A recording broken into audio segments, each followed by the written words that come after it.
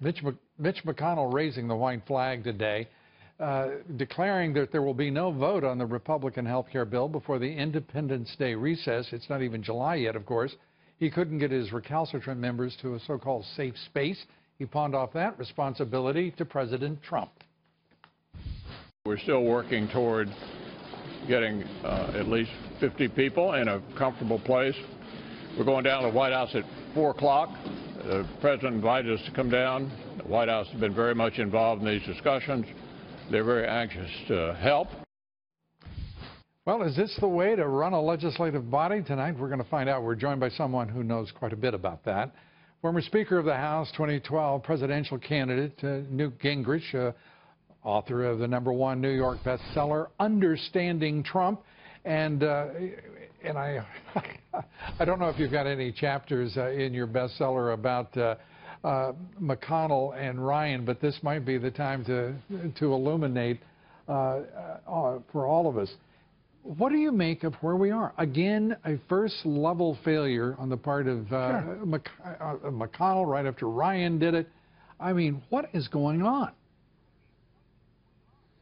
Well, I think, first of all, and you're not going to be particularly happy with this, but I think, first of all, this is called the legislative process. Yeah. It's always a mess. It's always hard. Look, they decided to take on the hardest single thing they could do.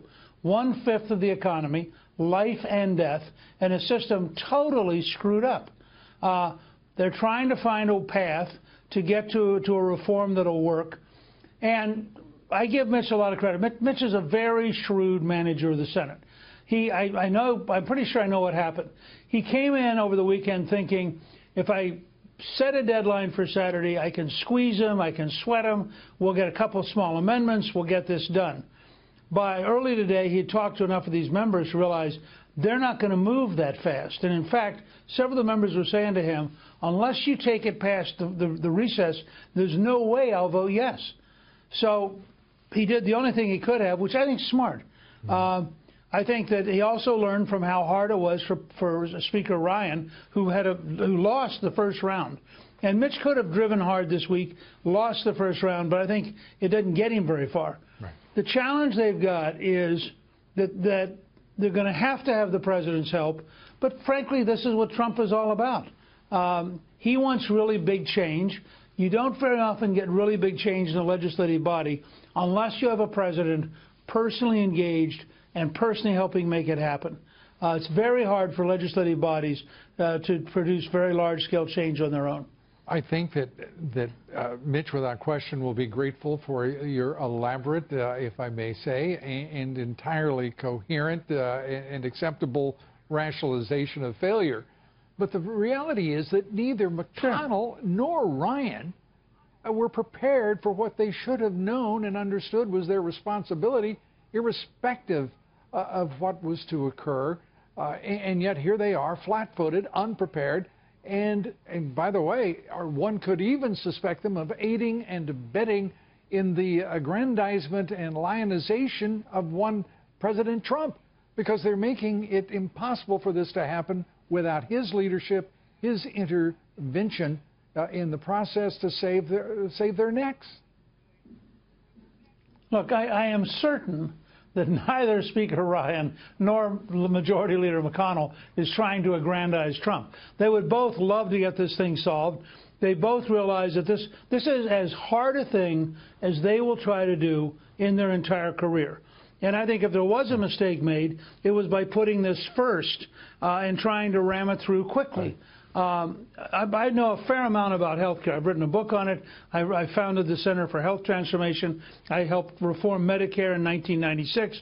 I helped defeat Hillary Care earlier in the 90s. So this is a topic I've been with a long time. Do you think we invited you on this show not knowing who you were?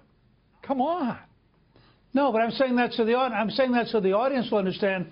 I'm not talking about this in a light, casual way. No, this is I believe healthcare is 10 times more complicated than national defense, and I think it's very hard to do right.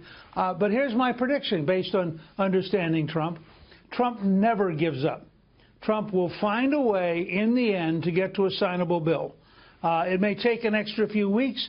It may take a lot of meetings at the White House. And a little money. But in the end, he will grind away and grind away. Well, it may take a little help here and there to get the system to work. But my point to my friends who are impatient, and you're certainly in that group, is look, and I don't mind you being impatient, but just understand, this is the legislative process. It is cumbersome, it is painful, it is frustrating, and it was designed that way by the Founding Fathers. Yep. And I accept all of that, although I also infer from the experience of watching these two men that they're inadequately prepared for the legislation that, as you say, will affect whether you call it 50, whether you call it a fifth or 20% of this economy, whatever the number is, it is fundamental to the economy and to our society. And frankly, I would feel much better if they brought your gravitas to the matter rather than their own. I'll put it that way, Newt. Let's quickly turn to fake news. And it looks to me as if the president has turned a very important corner. It is now a clear, certifiable fact that fake news has been precisely what the president said from the very beginning. Fake news with people practicing a craft that doesn't resemble anything like that for which they were trained. That is journalism. And the nation now knows that CNN has lied, constructed stories in pure ether, that the Washington Post has become a blog for Jeff Bezos, the New York Times a blog for Carlos Slim, and the list goes on. Don't you think that's remarkable, first of all, that we've reached this point, this inflection point, in what looked like a very dire time for the president? Yeah, look, I do think it's remarkable that you've seen great institutions with great traditions degenerate into attack machines and propaganda machines. That's why I've argued for months now they should totally change the White House communications. I'm delighted they're restricting it down to one televised event a week. That may be too many, because I think you have to confront this. This is a very tough reality. When you see some of this inside stuff and you realize how deliberately biased and how deliberately hostile these organizations are being, they're not news organizations, they're attack organizations. And we should understand that that's what's going on. And the remarkable thing is the American people now understand it. And by the way, I don't think that would have occurred if the president had given up even one of his tweets to all of the folks who support him.